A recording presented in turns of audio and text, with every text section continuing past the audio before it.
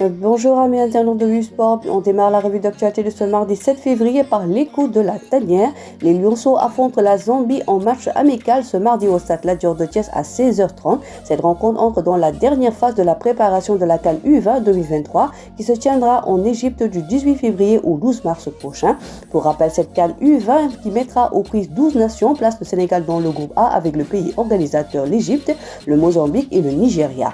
Barrage mondial féminin présente actuellement en Nouvelle-Zélande pour disputer les barrages. L'équipe nationale féminine de football a entamé sa phase de préparation en attendant que le groupe du sélectionneur Mamoussa Cissé soit au complet avec les expatriés. Ce lundi, le premier groupe arrivé dimanche à Auckland a effectué le premier galop d'entraînement aux environs de 16h heure Auckland.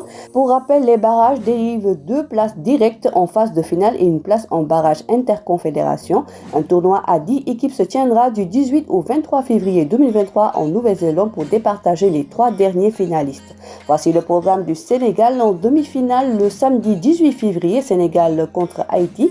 Finale mercredi 22 février, Chili contre Sénégal ou Haïti à Auckland. Direction Turquie, le football touché par un séisme de magnitude de 7,8 a frappé ce lundi à 4h17 du matin le sud-est de la Turquie, près de la ville de Gaziantep, ainsi qu'une large partie du nord de la Syrie.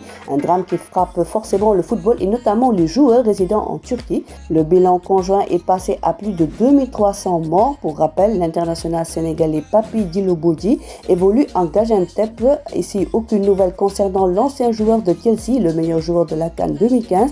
Il ne demeure pas le seul Sénégalais qui pourrait être impacté par ce drame. Chérif Ndiaye et Badou Ndiaye, Adana Demisport, sont aussi pensionnaires de la formation de la ville d'Adana.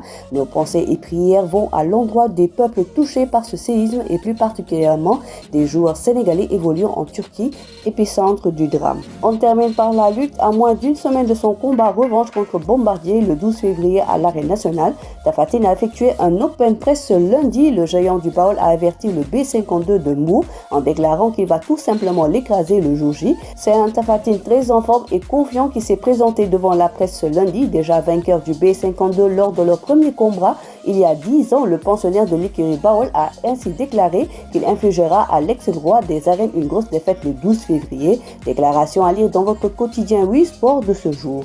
Voilà, c'est tout pour aujourd'hui. L'actualité sportive continue sur nos plateformes digitales. Le site numéro 1 du sport au Sénégal, usport.com, est maintenant disponible en version application mobile sur iOS et Android. Retrouvez l'actualité du Sénégal pour tous les sports en direct sur votre téléphone. Football, lambe, basket, sport de combat, athlétisme et bien d'autres disciplines. Toutes les statistiques des championnats sénégalais, les matchs, les résultats, les classements à suivre en direct sur votre application U-Sport.